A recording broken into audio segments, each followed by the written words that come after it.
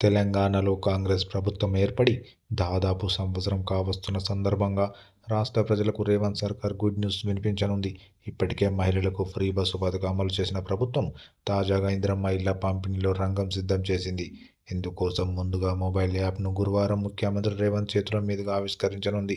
తెలంగాణలో ఇందిరమ్మ ఇళ్ల లబ్ధిదారుల ఎంపిక కోసం మొబైల్ యాప్ సిద్ధమైందని గృహ నిర్మాణ శాఖ మంత్రి పొంగులేటి శ్రీనివాసరెడ్డి గారు తెలిపారు. గురువారం ముఖ్యమంత్రి రేవంత్ రెడ్డి చేతుల మీదుగా ఈ యాప్ను ప్రారంభించనున్నట్లు వెల్లడించారు. డిసెంబర్ 6 అంటే శుక్రవారం నుంచి లబ్ధిదారుల ఎంపిక ప్రక్రియ ప్రారంభమవుతుందని మంత్రి తెలిపారు.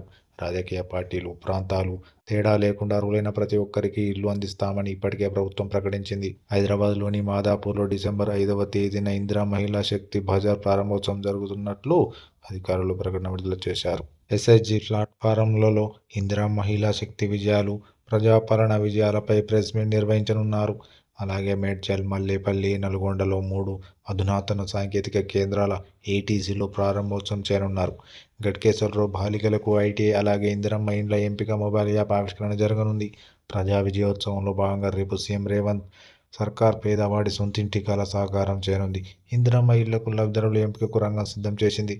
పారదర్శకంగా ఎంపికకు మొబైల్ యాప్ను లాంచ్ చేయనుంది.